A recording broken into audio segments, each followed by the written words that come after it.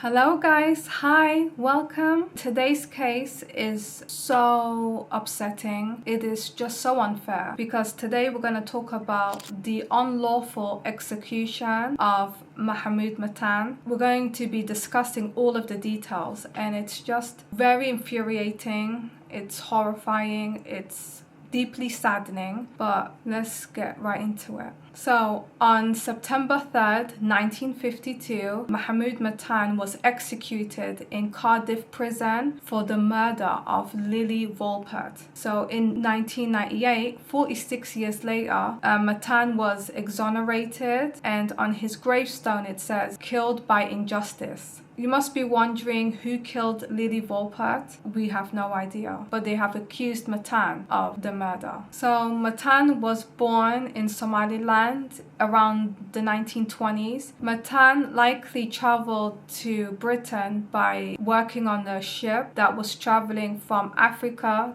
to the UK. 2 decades later, so by the mid-1940s, he has made Cardiff his home and he has settled in the UK. He was also looking for job opportunities by the sea, by the docks, and he did find work there. In 1945, he met a woman named Laura Williams. He took an interest at her.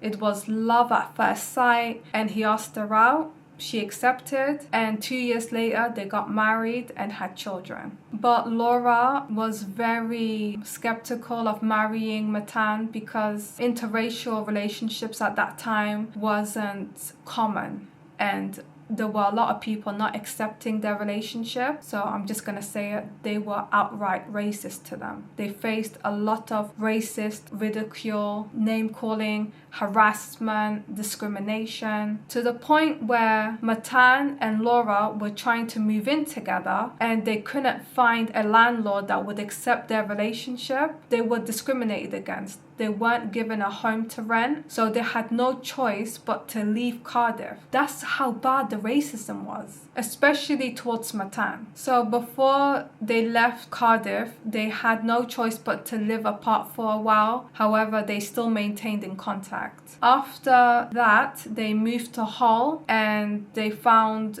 different jobs there and they located in a nice home where they started their family. However, shortly after moving to Hull, Mattan lost his job, and we can only assume why, and they had no choice but to relocate back to Wales. The couple was living in Cardiff by mid-1952 on Davis Street, where they faced ongoing ridicule for their marriage. A lot of people had issues with them being married and in love because Mattan was black and Laura wasn't. They had an issue with that. Moving back to Wales was Mattan's biggest mistake, but he just didn't know it at the time, because on March 6, 1952, Lily Volpert was murdered inside her own shop. Whoever murdered Lily stole £100 from her. I don't know if it was on her person or they stole it from the cash register, but £100 was gone. Police quickly sought a 30-year-old Somali man. After a witness, Howard Cover, told police, "I saw a black man leaving the scene with cash on his hand." The same witness that basically lied became the key witness for the prosecution. His testimony was weak and potentially done by personal reasons. He had something personal against Mattan, according to my research, but I don't know what he had personal against him. Shortly after the murder,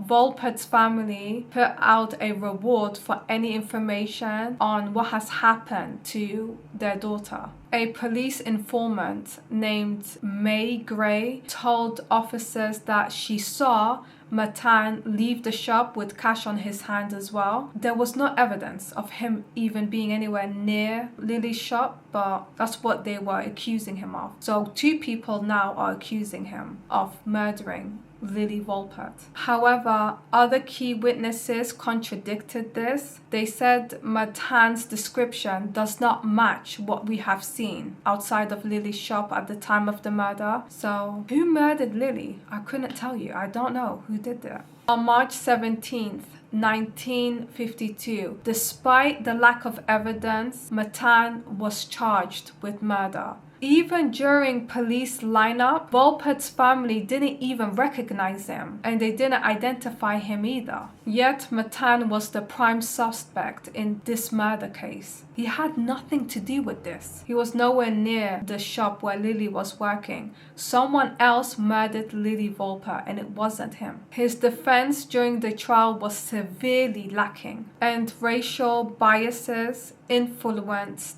the entire trial and the proceedings. On Mattan's defense, no eyewitnesses were called to defend him, so he wasn't even given a chance to speak. So tragically, on July 24th, 1952, only a few months after he was accused for no reason, Mattan was sentenced to death.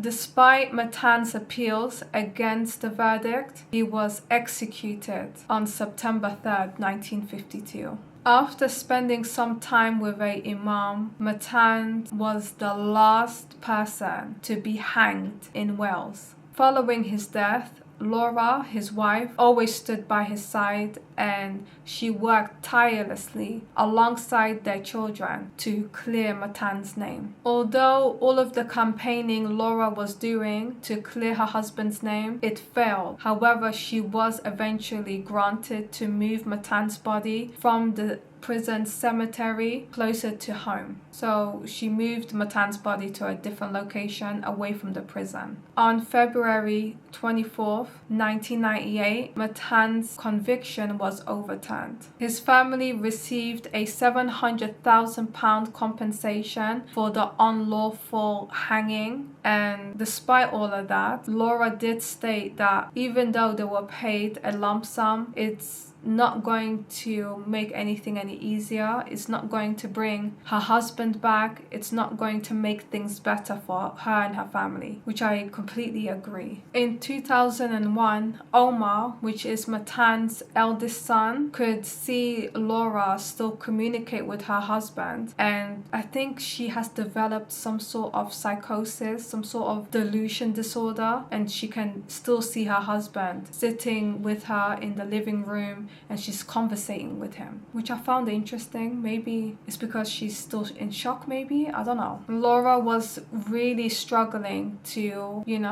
overcome what has happened to her husband, so essentially she didn't really let him go, despite how many years it's been. So another thing happened. Tragically, in 2003, Omar's body was found washed up at a beach near northern Scotland. He has drowned to death. He completely drowned. And when they did an autopsy, they could find high levels of alcohol in his system, and it was classed as a suicide. There was no foul play involved. So Mervyn, his younger brother, believed that Omar took his own life because he couldn't handle any more racism, and the loss of his dad really affected him. So because of that, he couldn't take it anymore. He really couldn't take it anymore. So that's what his brother thinks. But nobody really has all the answers in this case. There are too many unanswered questions. This family went through a lot. They really did. So in 2008,